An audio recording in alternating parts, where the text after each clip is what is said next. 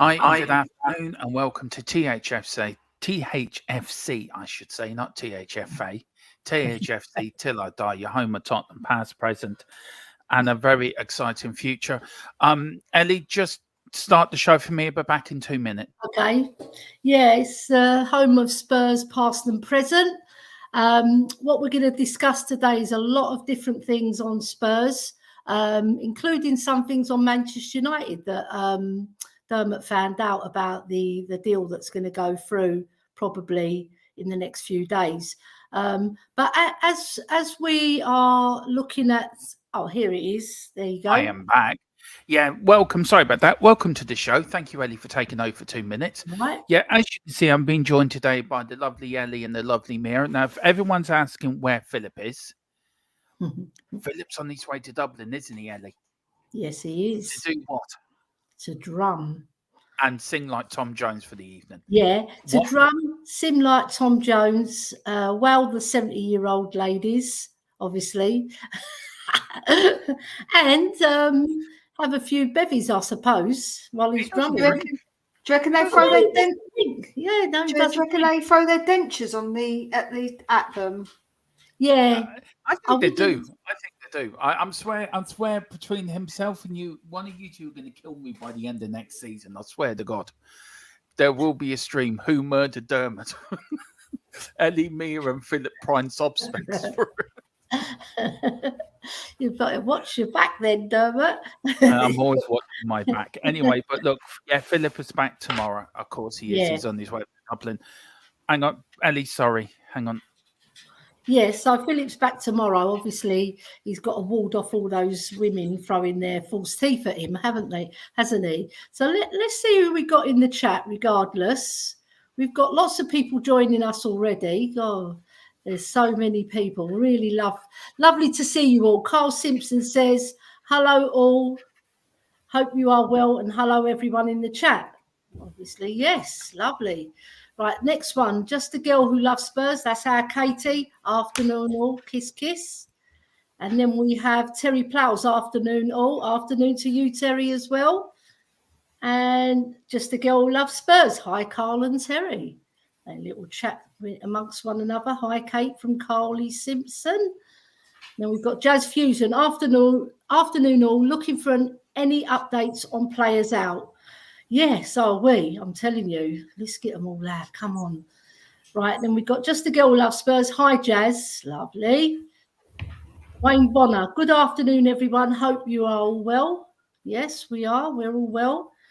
And then we've got Jazz Fusion again. Hey, Kate, how are you feeling today? I hope you're better.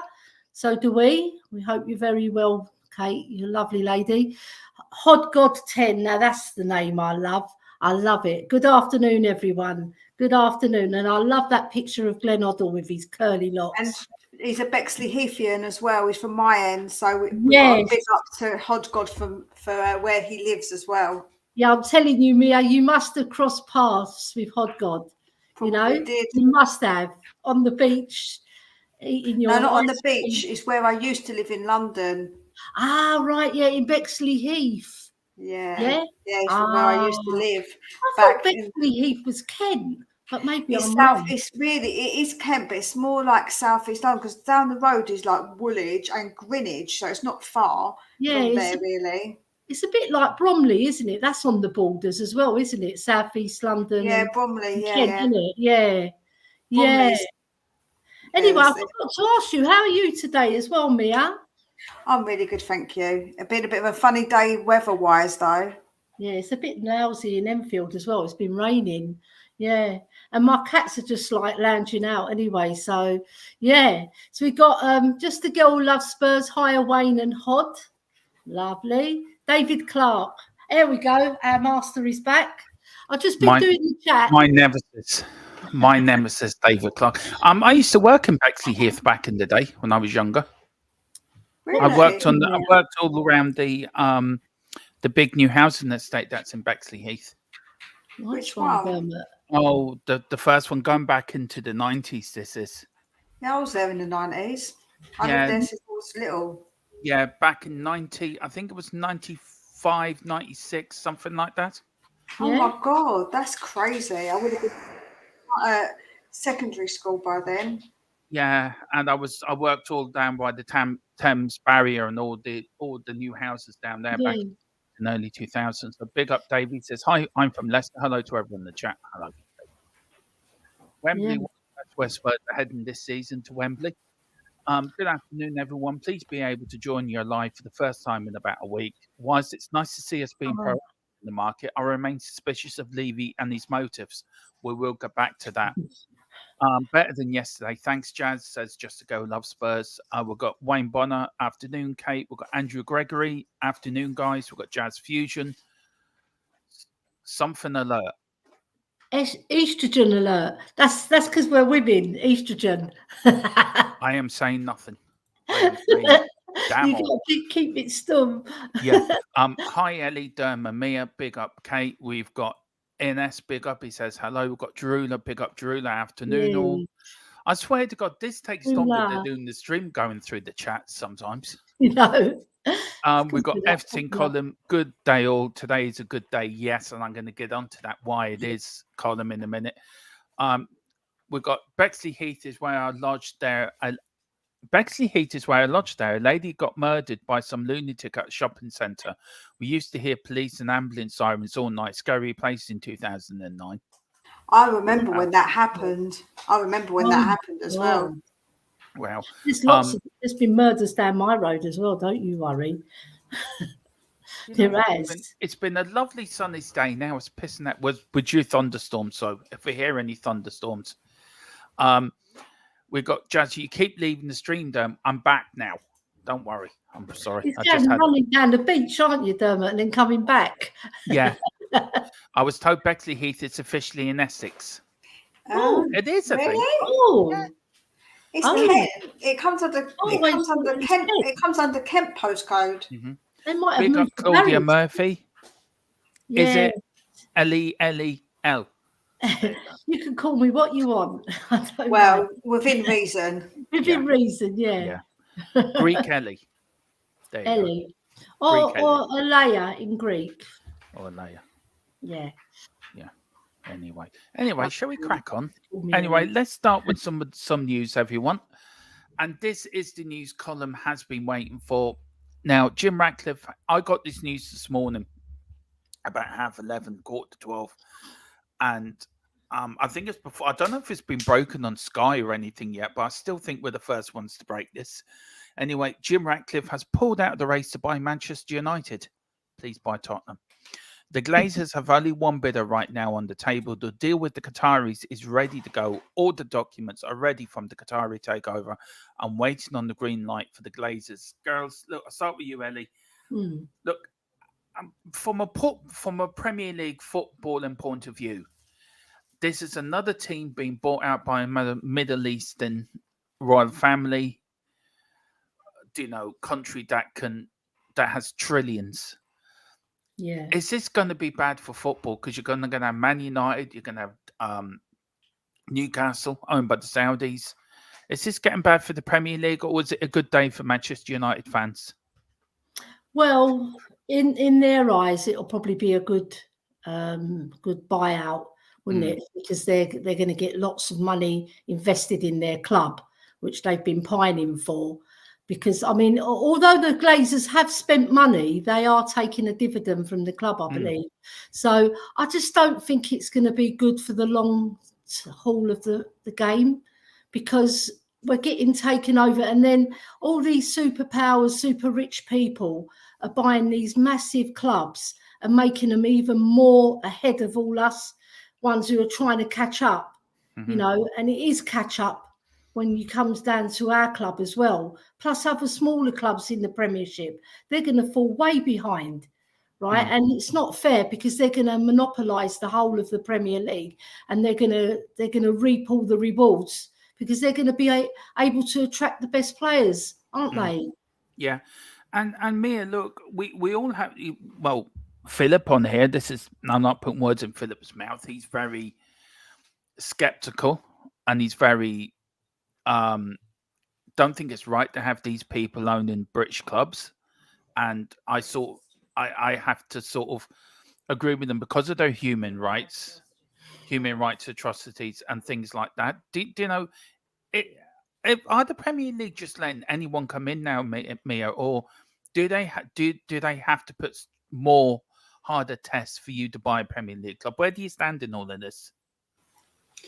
Do you know what? It is a really difficult one, because I see the point of, obviously, a club like Man United is a huge club anyway. So imagine if they don't have dividends taken out of their club, how much money they would generate. They've got huge, because they're massive.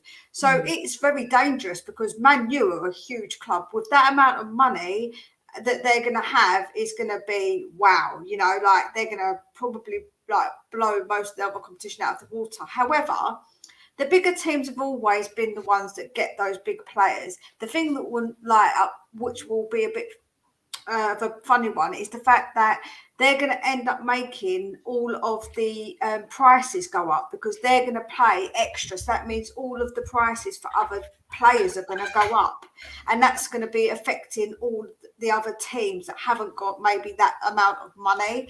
I think that's probably the biggest fear, like with the fact that they're coming in. The thing about human rights is that none of us can stand really on our horse on that one, because we all got mobile phones that are probably human rights. Goodness knows what the human rights were for anybody to make those phones. We've all got things, clothes that probably, you know, again. So I think that I understand the human rights element, and I really do, but I feel like it's so difficult nowadays to try and be up on that, stand on that hill, when I think now it's, you know, it is just a known thing, isn't it? Like, so many things now are made, and the human right element of it is dodgy. You know, look, to be honest with you, look, I'm going to be honest here.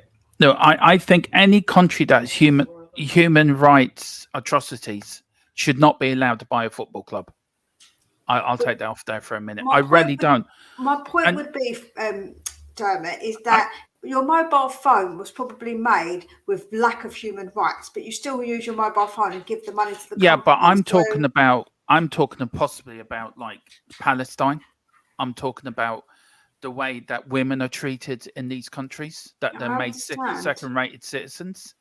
They're more like, if you look at the way that it's a men-orientated country, that the women are being told are not, that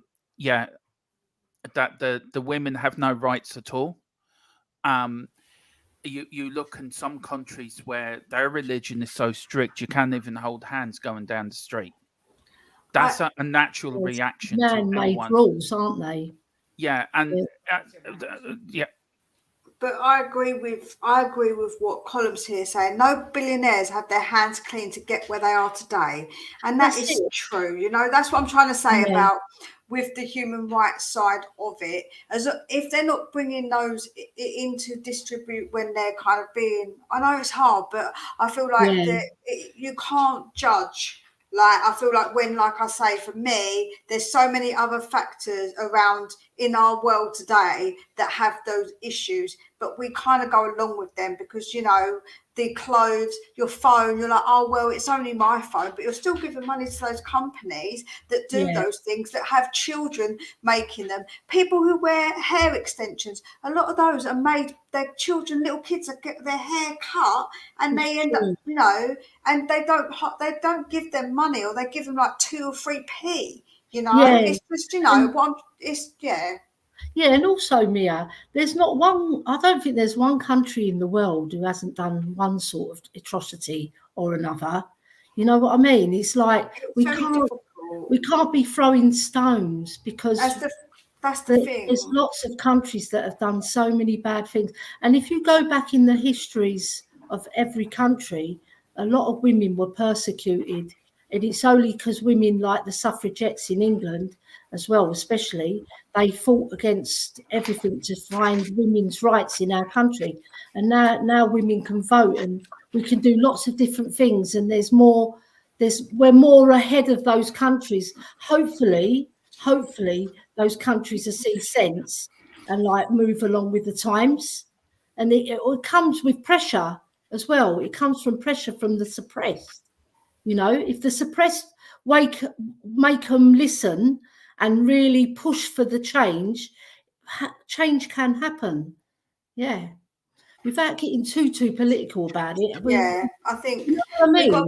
I think we have to be very careful when we talk about things, because I think that none of us have really truly got clean hands. And although I'm against all of those things, do not get me wrong, I'm against all of that.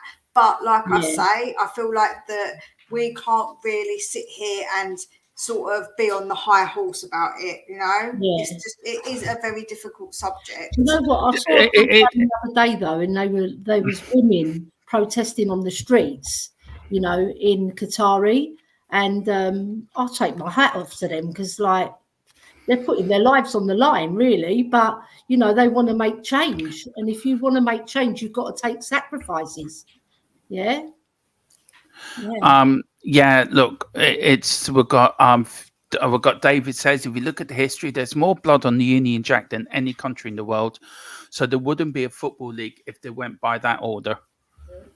Very, very true. I mean, we as a little country over here have been affected more by the lads across the water than anything. But look, that's for a different subject and a different show. And a very different. True. So that's the latest from Manchester United. Then we've got also that contract talks with HOTSPUR are still ongoing as of now. So the deal is on. Get this one. So that could be a second centre back in the door within 24 hours. Now, this is a bit of a sticky one. We signed Solomon, but Doknes Shanex have kicked up a fuss.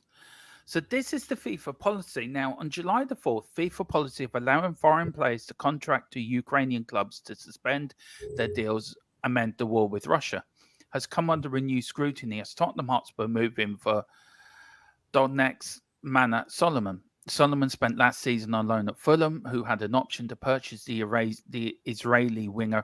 His contract in Ukraine is not due to expire until December this year, and he was set to return to his parent club this summer. Under normal circumstances, any buying club would therefore have to be liable for a sizable fee. Instead, the 23-year-old Israeli international can leave for nothing after FIFA in May extended its temporary employment rules relating to the war in Ukraine. May I start with you on this? Really, the Ukraine club haven't got a leg to stand on, have they?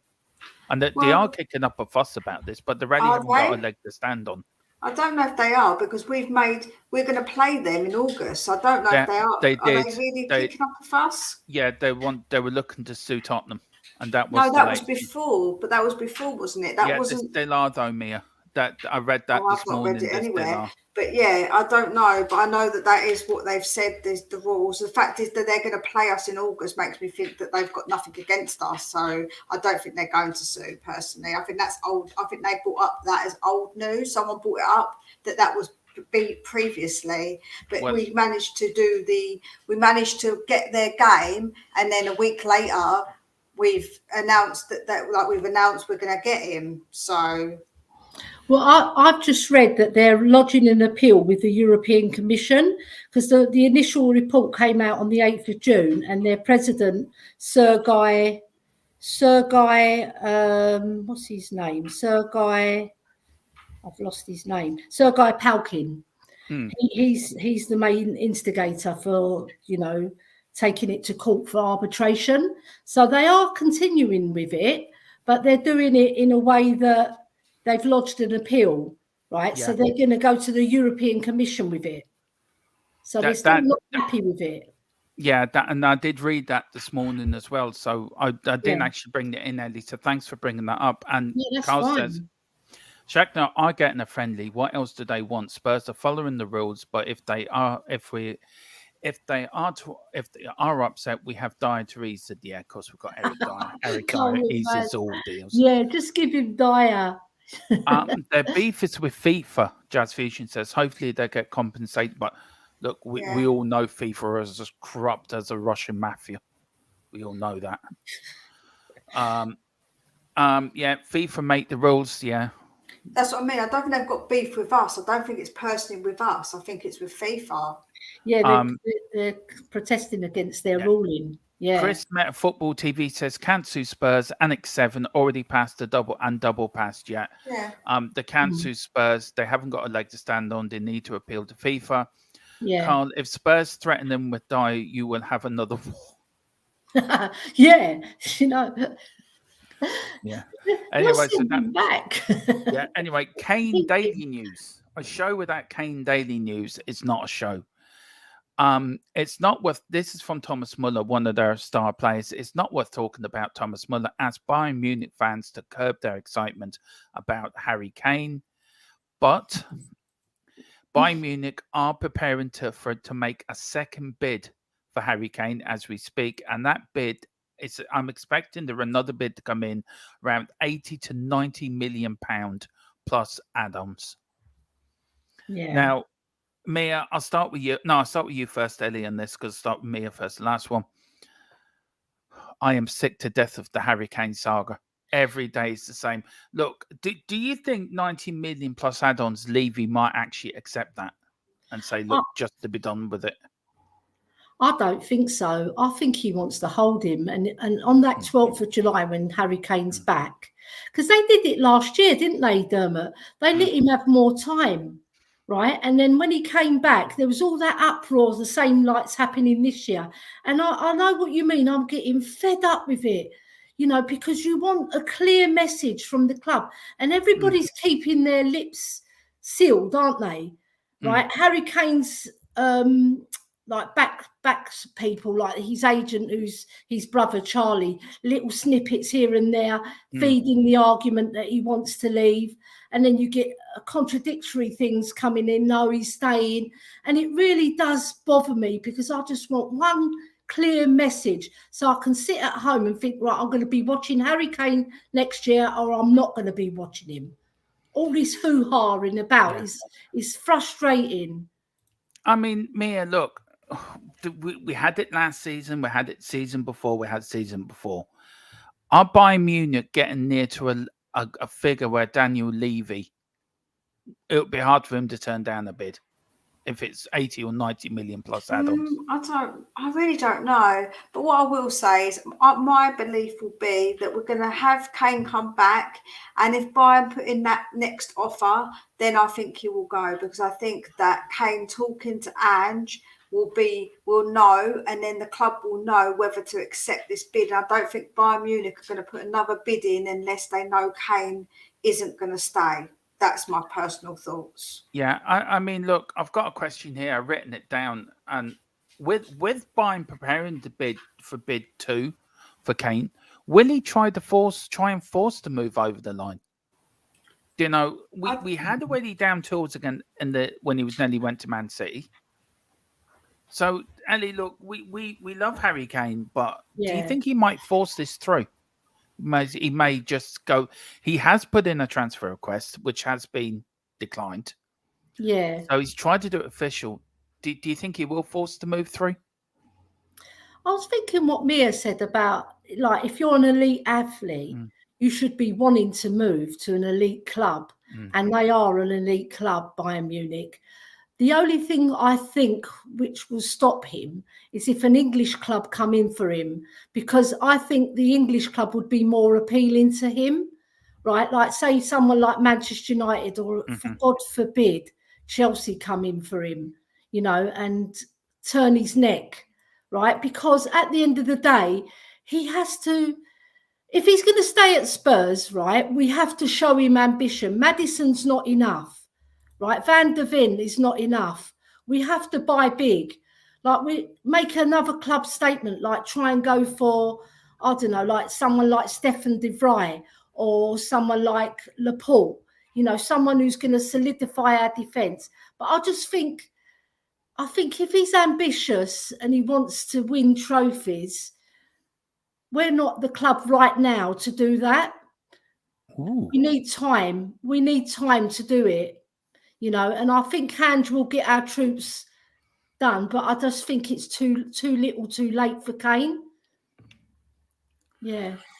Kate, I got this from the club itself, and that's how I know that he did put in a transfer request. I got that from somebody within the club.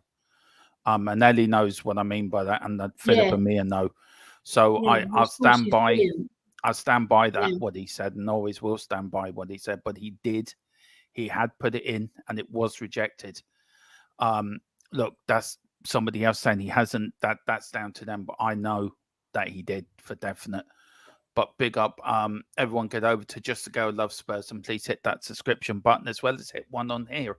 54, if you're watching, please hit that like button, hit the subscription button. Pick up your memberships as well. And also, if you want to jump the queue, because the jump is quite heavy, you can put it into a super chat. It does help the channel, us move forward. Mia, look, will he try to force the move through, or do you think it's more Harry Kane's brother and his team around him that want this move more than Harry Kane? Also, get over Spurs between the lines, seeing as you plugged everyone else barring me. But yeah, I was going to plug you. I have got your thing. I don't think he will force it, because I just don't think he wants to come across badly to the fans. I don't think he will do that. I'm going to be honest. I think that he wants to try and play nice. He wants to come across as the nice boy. I wouldn't do that to Tottenham. So I don't think he will force it. That's my personal opinion. But do I think he wants to go? Yeah, I do. I don't think he's as innocent as what people make him. People make out like he's the saint and Charlie's the devil. I don't believe that at all. I believe that Kane wants to go, and he doesn't want to look bad on his image to Tottenham fans, which is fine. I absolutely understand it, but don't think that he doesn't want to go and he isn't also thinking about it and thinking, I'd really like to go, but I'm sort of being held here and I don't really want to upset Tottenham fans, you know? So it's like a lose-lose for Kane, really, because he doesn't want to upset the fans, right? Like, he really doesn't. Of course he doesn't. He's a club legend, and he's our leading goal scorer. He beat Jimmy Greaves' record. Colin says he won't force anything. Look, personally, I don't think he will. I just think if Levy accepts it, then he'll go. If he doesn't, but he's got to sign a new contract, even if it's a year's extension. He's got to do something. A year extension would be worse, because if we go over this all over again next year. Yeah, I mean, there is a contract on the table for him to 2028, around £300,000 to £400,000 a week. So, to me, he's got to sign a long contract, or he's got to go, because I can't have this every year. We can't have year extensions being done. I think that will it's just, again, we're going to go through it again, do you know, in another year's time. Yeah, well, I think 30, we are. So that'll take him to 31. He'll actually be 32, won't he? If he leaves, us after that extra year. Now, guys, we know Poch took charge of Chelsea officially on the 1st of July. He had his interview yesterday.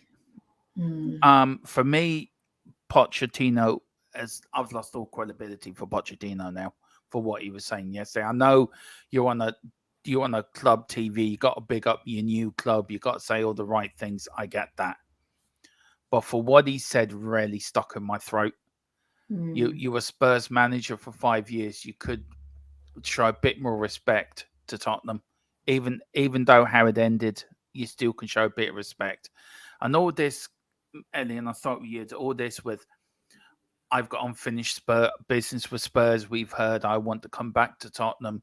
Okay, we didn't ring him, but how do you feel after yesterday seeing him taking charge at Chelsea for the first time and what he said in this interview on Chelsea TV? Are you thinking, look, it's just the game, it's just him having to say what he has to say at his new club, or are you thinking, right, do you know what? I'm done with him now. He can do one. For me, I've lost all respect for the man. Yeah, I'm with you, Dermot, on that, because I've already said my piece on a lot of people's chats. And I'm just really disappointed because he didn't have to put it in such a glowing CV for Chelsea. You know, I know they've done all those things, but you don't come and like spite the club that you've left. And he says that he loves Spurs, but you wouldn't do that. I just don't see why he would say all that big up. It's too much. It's too over the top. And I just feel that it's like a dagger to your heart, Dermot. You know, like he came into our club and he got us to the Champions League, and he done so many good things for our club. But he didn't get us over the line. And then he goes to another club and says, like, they're the biggest club. They do this, they do that. They're brilliant. You know, it's not good. It's not a good look. Sorry. No. I'll come back to your comment and I'll start that column. So I'll come back to it in a minute. DJ Samuel, Chelsea are the biggest club in the world. I've never heard so much rubbish me in all my life, to be fair. There's a sick emoji there. You know what? I think that Pochettino needs to learn his history, because before the money, we actually had won more trophies than them. Just an FYI for the people who support Chelsea. But and Stamford Bridge was going to be sold. It was crumbling then, and it's crumbling even more now. So do you know what I would say is that for me, I wasn't bothered that Poch wanted to go Chelsea because I didn't want him back. I always said, never get your ex back. For me, that's not what you do. But the fact is that, see, when we got Conte, when we got Jose, they didn't do it in a way that with us, what they said about us, to spite Chelsea. They still had that little bit of respect for the fact they worked at Chelsea. And I felt like that Poch didn't give us that back. And I think that just shows that what he says about his loyalty just isn't actually true, which is fine because I'm not loyal to him either. So it's fine by me, because I hope that he does awful and I hope that he gets sacked. So that's fine by me. Same here. Just want to say big up to the disabled team. Big up to actually DJ Samuel as well. And who else coming? We've got Greg Selnet as well. Big up. Thank you for coming in. And we've got Lee Richards. Big up Lee as well for popping in. Football and boxing as well. Look, for me, Pochettino, as much as Pochettino done well for us, he never, ever got us over the line with the mistakes either for him or he was too sentimental with the players he had at the time. Yeah, we had a wonderful time under his tenure. He got us, nearly won the league, finished second and third, semi-finals, Champions League final, which we'll all never forget. We'll never forget that final. But to call Chelsea the biggest club in the world is the most ridiculous, dumbest thing I've ever heard anyone say. Everyone knows Real Madrid and possibly Man United and one or two other clubs are probably bigger than Chelsea will ever be. Yeah. So Poch, you need to get I know you have to say these nice things because you're on the Chelsea TV channel, but get your facts right before you do that. Column here put a very good comment actually, and I will be. It said the most annoying thing about this Kane thing is Danny won't let Kane's name be tarnished, so he won't out him. And Kane doesn't want to disrespect Spurs fans, so he won't go public. Yeah. So sort of like limbo. Yeah, that's what I said. But that's what I said. It's like he doesn't want to be in that situation. Like Kane doesn't want to have a bad name for himself, so he doesn't want to come out and say anything. Do you know what I'm saying? Look, for me, Harry's got to come out one way or the other. But for Poch, I think that was some good luck. Hope you get sacked and hope Chelsea get relegated. And congratulations again, I have to say, to Chelsea for confirming their Premiership status last season. I mean, bless them. They worked hard on that. I hope his next appointment is Norwich or Watford. Watford would be better. Well, look, we're going to get on to this now.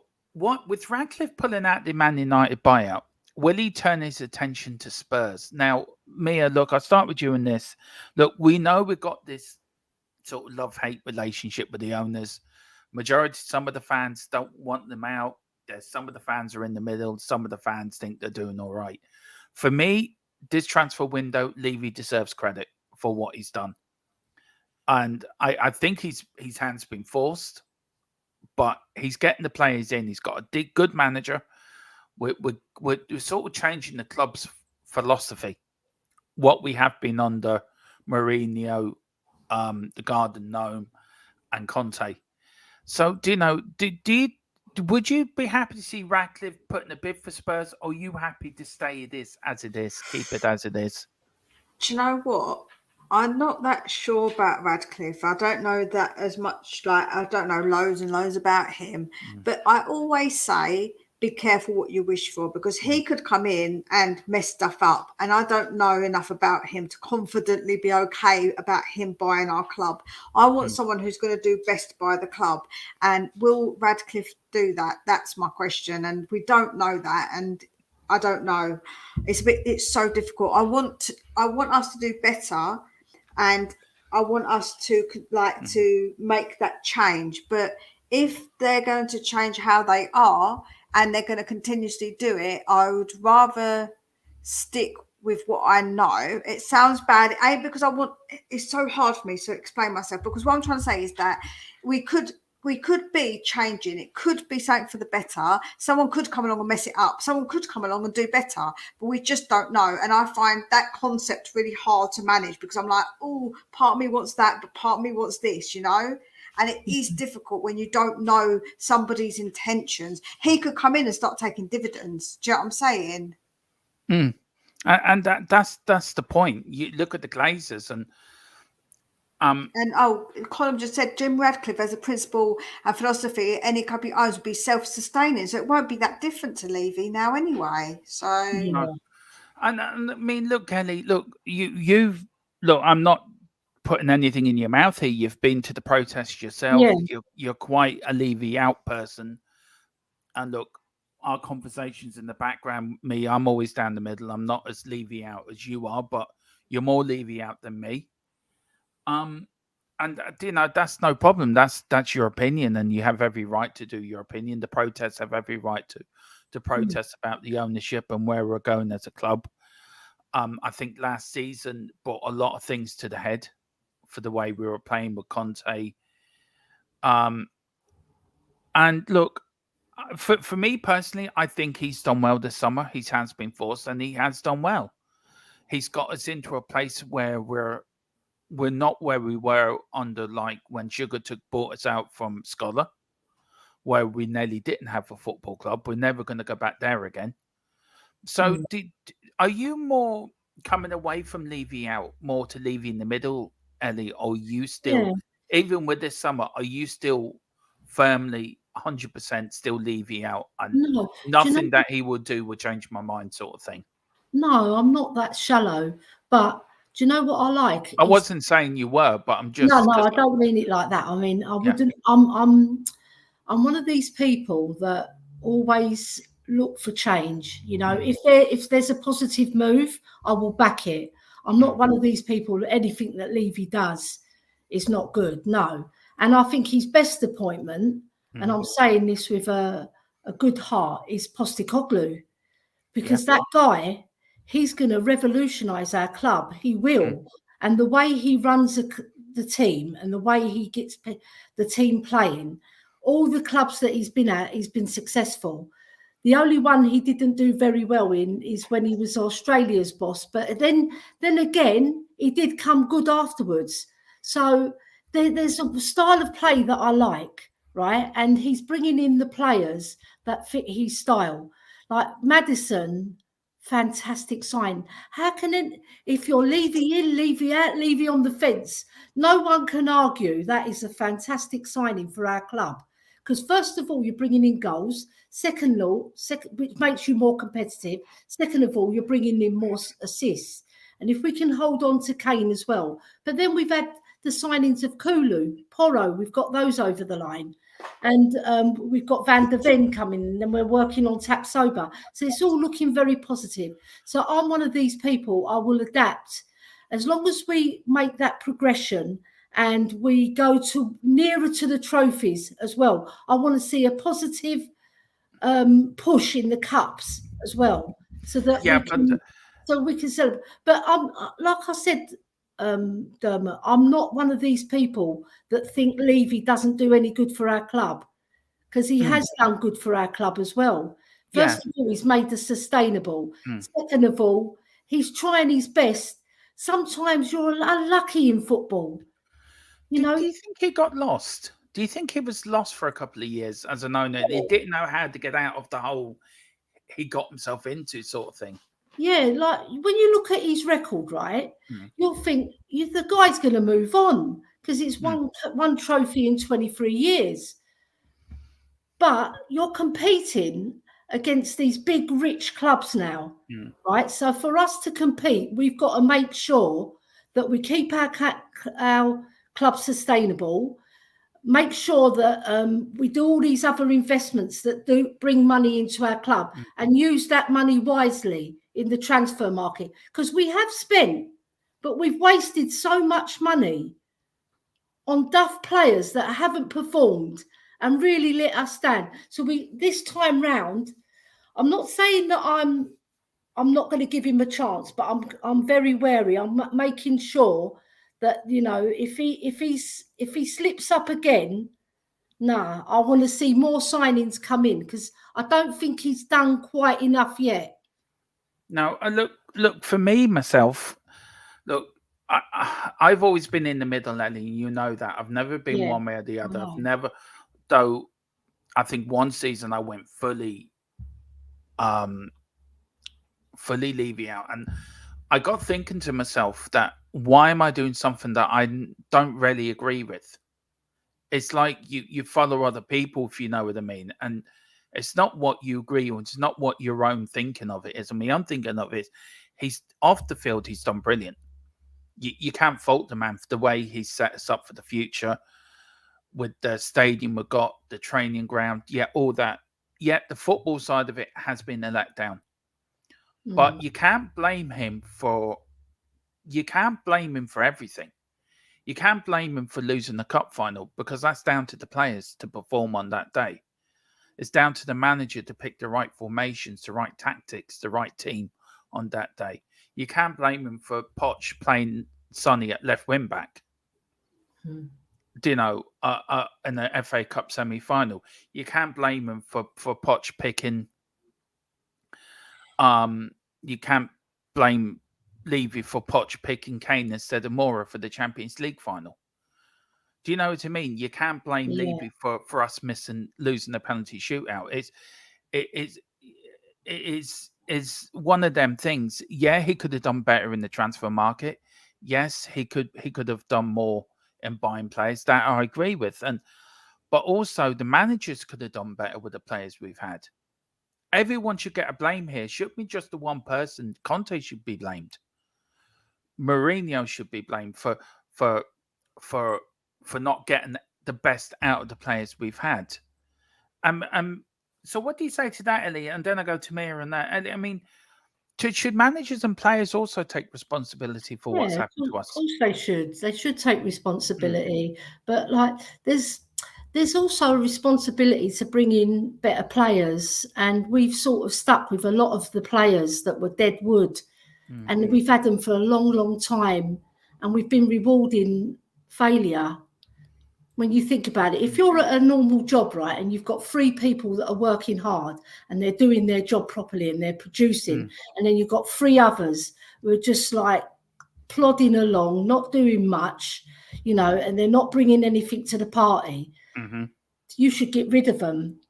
It's cutthroat business, but we haven't acted like a cutthroat club, and it's paid on the pitch, you see. And if you're wasting money on players they haven't done their due diligence, you employ the people to do the scouting. You employ the people as a director of football to get that right.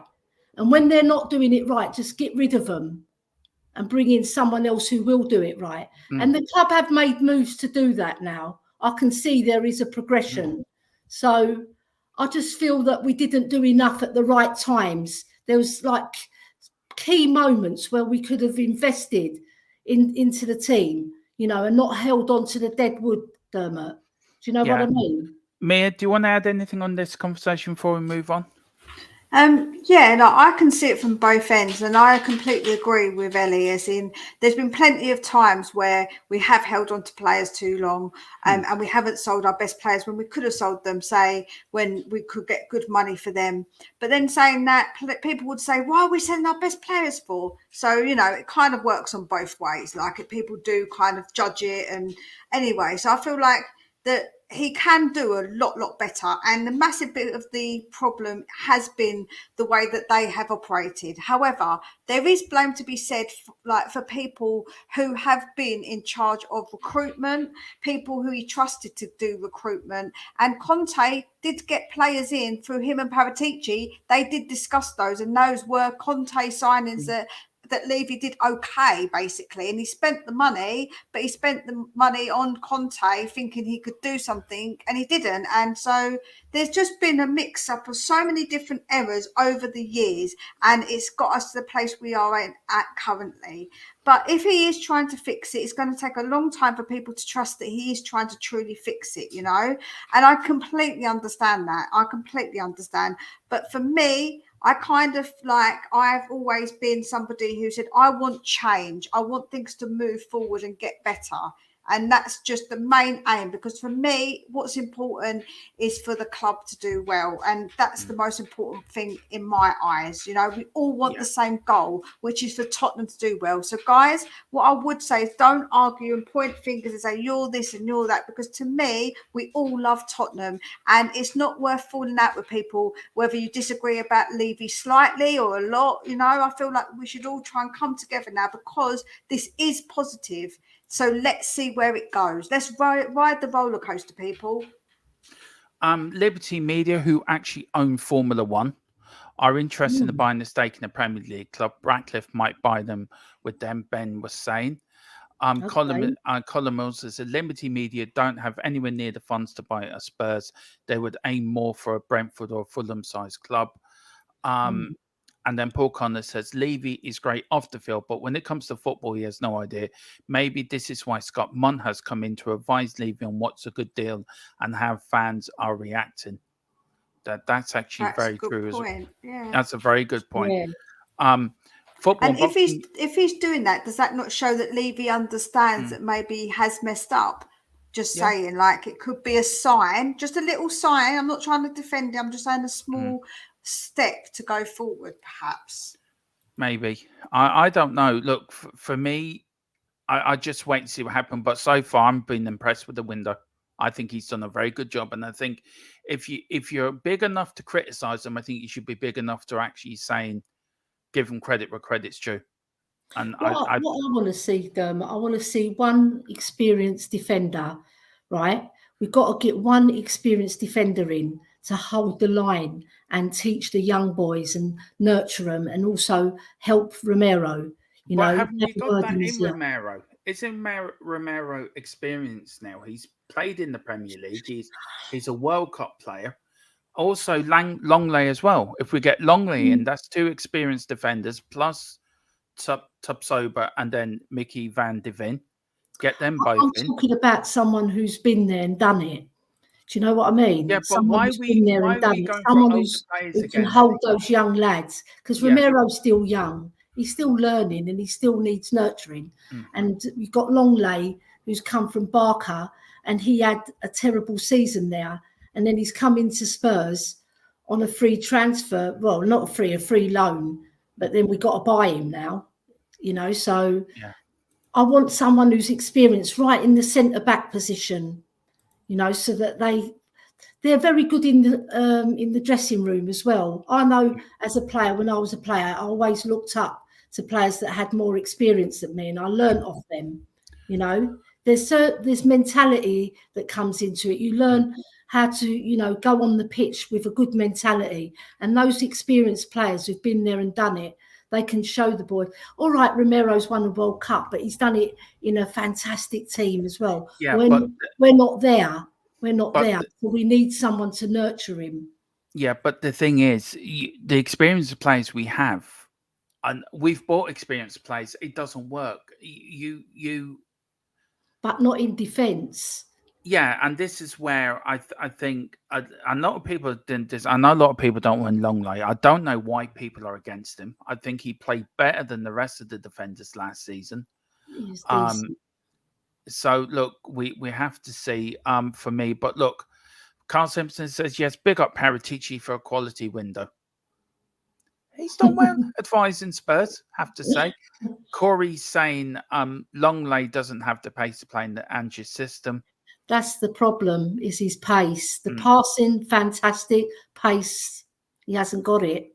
Yeah, well, look, I respect people's opinion, but my opinion, I think he'd be a good squad player myself. Mia on Longley, yes or no for Longley to be a squad player? As long as we get 2 other centre-backs.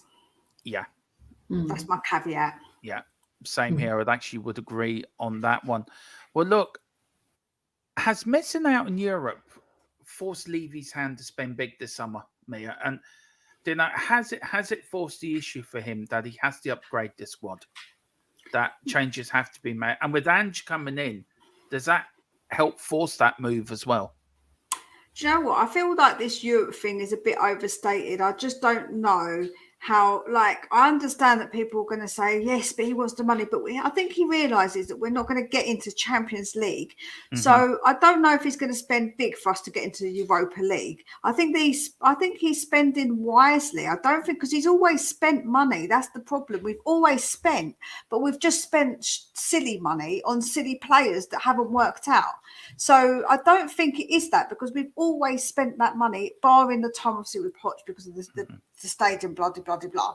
But I do feel like that we have spent money, but silly. But this time we're spending it wisely by the looks of things. And I feel that is the critical part, is spending it wisely. I mean, Ellie, look, we've got a new goalkeeper. We've got Manderson in. We've got, 5 or 6 players in now.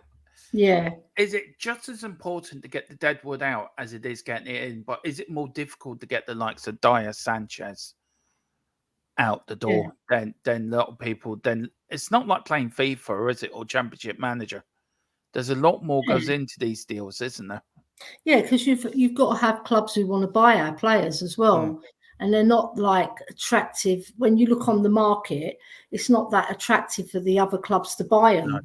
You know, because they've seen how they've performed, you know, and I think it's just as important, though, to get out the dead wood, because they're going to be holding the squad back as well, because they'll be umpting about. They're going to be thinking, oh, my God, I'm getting sold. And it's a negative attitude around the club. You know, I know I harp on about my days, but when somebody was going to leave and they're leaving because the club don't want them, right? You know that player's going to be toxic, because they're just like, oh my God, I'm not wanted here, you know, and they bring a negative attitude to the dressing room. So I can see, get them out quick, get them as many as you can get out in one window, and then come the January, get the rest out. But I think there are players that we can get rid of quite easily, right? Like Lo Celso, he can go. Reguilon's very marketable. Hill's very marketable. You know, it's only like maybe the Ndombele's who've got a high price tag in terms he's going of wages. To Galatasaray want him. Yeah, but the thing is, they have to bump up the money, and who's going to be paying those heavy wages? Well, no, he's going to get. I think it's not. I got it here somewhere. Well, yeah, I'm not claiming they've signed them, but I'm saying that they've agreed contracts with them. I've never claimed that we've signed them, so I'm just saying they've agreed contracts with them, and we are looking at these players. So, okay, where is that? Well, Mia, it's just these wages that are the stumbling block. It's I 9 think- million.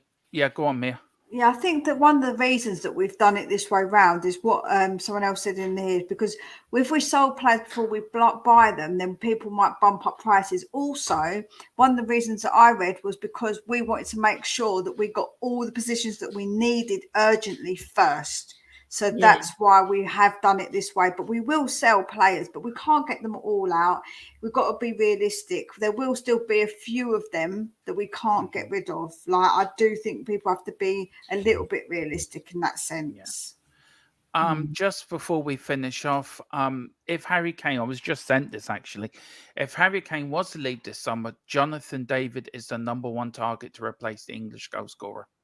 So if Kane was to go, there is our replacement. Well, look, it's a very slow news day today, I have to say. There isn't a lot of news around. Sanchez, this is on the move as well. Can I just just to say congrats to you guys.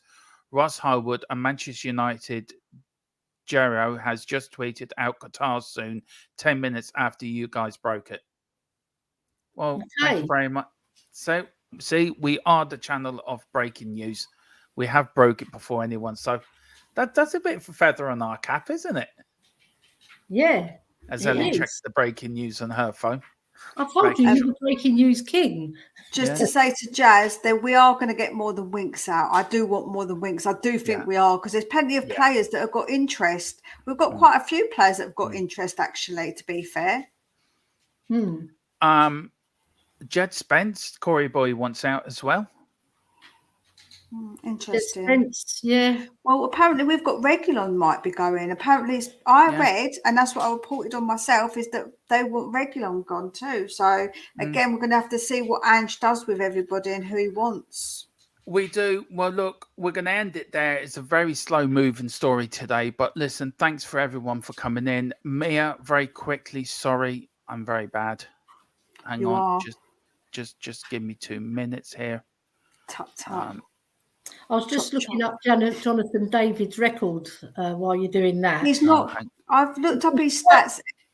He's not the greatest, Ellie. He's very young still, though. He's a young boy. He's Canadian, isn't he? Yeah, he scored 52 goals in 112 games for Lille, so that's 1 every 2, isn't it?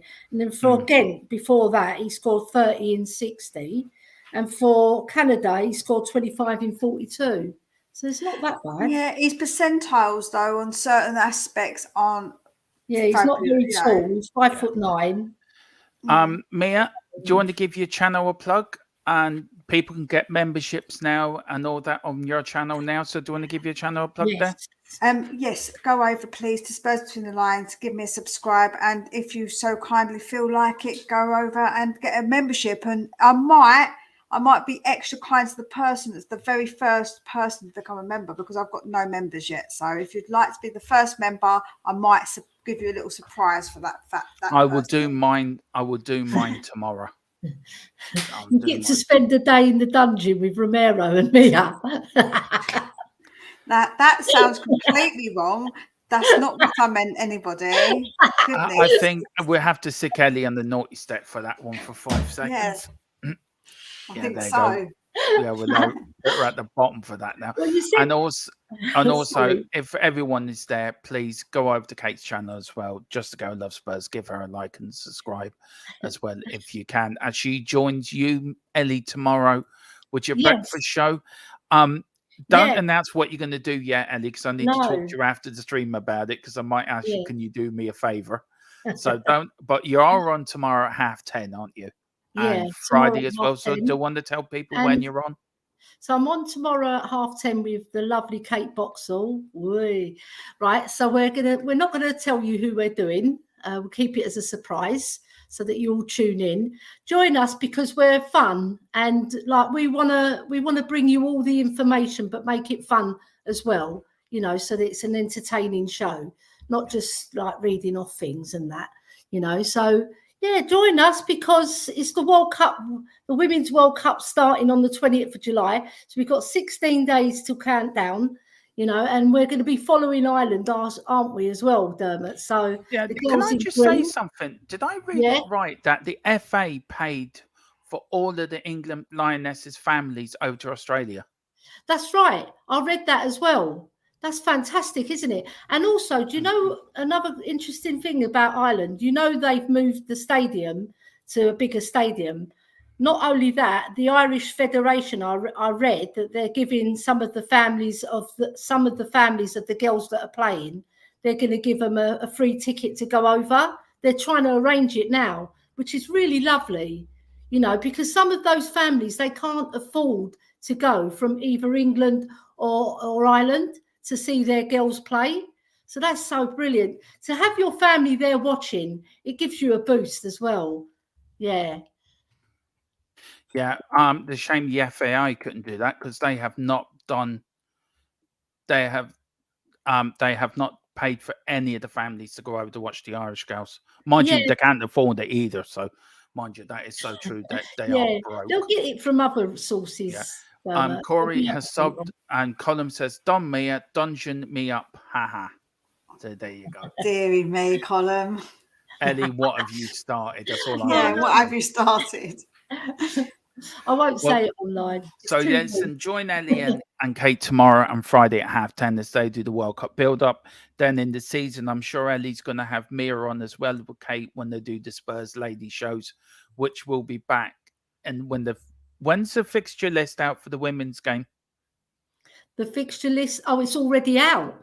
All right, it's already out. Yeah. So watch that in the next couple of weeks. Ellie will do a lady Spurs stream with the girls, and they will discuss all things Tottenham.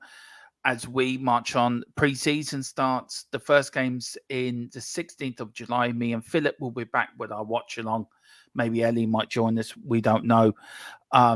For our first watch-along, as we do every pre-season game live here on the channel with our watch-along with a new scoreboard as well, which I can't wait to show off, which we're still working on in the background. But yeah, whatever you do, enjoy the rest of your afternoon. Again, mad numbers again. And thank you so much for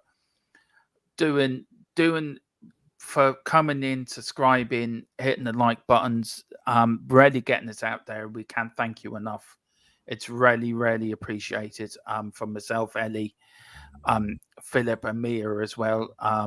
It really is appreciated, and all the super chats and all the channel members as well. We are going to do a members only podcast that's from next week, so that'd be just for the members. So if you want to get that, please get your memberships. But yeah, Ellie, do you want to say anything before we go? Thank people, because it really is appreciated, isn't it, for people coming in? And we thank everybody for supporting us and making our growth really healthy, because you know what, we all work hard on this channel and we all appreciate all the love that you show us. Every time you're in the chat, you make us laugh, and you know, you make our days. You say we make your day sometimes, but you make our day as well. So you know, you put us on a high each and every day that we're on. Apparently he's going to bring his own chains, Mia. What have you started? Oh, Mia, you did start it with no, but I didn't mean like that, did I? You've got your own filthy minds now. I'm a good little girl. I'm a good girl. No, you're not. She's not. I'm Christian Greek Orthodox, yes. I'm a good church. Mia, you're the girl who said on a show once, and I can't find it, that you would put a dog collar around down you Levy's neck. No, I didn't say that I would. I said something along the lines of, it sounds like that's what it's like. That's what I said. See, you did go down to that sort of dungeon area. So yeah. Also, I'd like to say before I forget, right, I'm going to do a special on the 10 best players in the world, women players, that is. So that's going to be a good show as well. And you know, I've been researching on every player and getting little tidbits about them as well to make it more interesting, not just all stats and things like that. Because seriously, tore my head off. Here we go. We've started something. Love season 2 of Picard. Love Patrick. Look, I'm watching I'm a massive Star Trek fan. I'm more of a Trekkie than I am a Star Wars fan. But love the new Strange New Worlds as well. And I didn't find the Picard season's very good actually, but been watching a lot of Bones and Criminal Minds, which is very good at the moment, which I'm really enjoying, and also Secret Invasion, which I'm waiting to get a few episodes in so I can block watch that. But yeah. Corey says, "Filthy Mind, come on, guys." We'll always end up going down that alley on this show somewhere along the line. That Patrick Stewart, he's such a charismatic actor, though, isn't he, Dermot? He's so, like, when he talks, he's masterful. I love him. Spurs Plus says, "Good few games at the weekend, Dermot. Unfortunately, it didn't pan out well for the Rebels." No, it didn't. It didn't plan out well for Mayo afterwards as Dublin beats them again. Oh, no. Again. So sad. It is. Mayo are the Tottenham or the GAA. Anyone that's Irish will get that. They really are. Well, I'm 45% Irish, aren't I? Yeah, we haven't still accepted you yet, Ellie. You've still got to show your allegiance. Yeah. I'll be seeing Derville, don't you worry. Yeah, I know. Star Trek over Star Wars, always big up, Corey. 100% says Spurs Plus. Look, the preseason's going to start this week and next week, so we may do an around the grounds one Saturday for the preseason games. Just get back into the shape of doing it as well. So it should be a bit of fun. Really good. Ben saying, "So Patrick Stewart has that Shakespearean humor." Yeah, but for me, if you could pick this out for Corey Ball and Ben, if you could pick your three best Star Trek captain, for me, it's Kirk all day long. Kirk over Picard. William Shatner. Yeah. Oh, he's not as charismatic as Patrick Stewart, though, in my opinion. Apparently, Mia's going to have add some extra change to her dungeon. Apparently, not happening.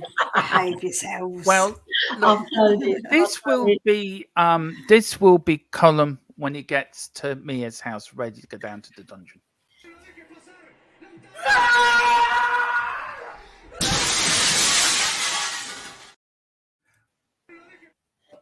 Is that Romero? One or the other. On that, no, it's not Romero. Trust me. On that bombshell, we should leave it there. Thank you all for watching. God bless you all. See you tomorrow. We're back up for myself, Philip, and Ellie are back tomorrow. Yeah. I don't know if it's myself, you, me, and Ellie, or is it me and Philip tomorrow, Ellie? I can't remember. I think it's you and Philip. Okay, it's me and Philip. Yeah. Okay. Batman and Robin are back in the afternoon. Yeah. Wonder Woman and Superwoman are on in the morning. So there you go. Whatever you do, please join in. Please support the girls in the morning and getting in as many subscribers as you can. Let's get them up. Let's make it a 200 view show and give support to the show in the morning, please. And we're back at 4. Enjoy the afternoon. Come on, you Spurs. In the clock we trust. Yes, we trust.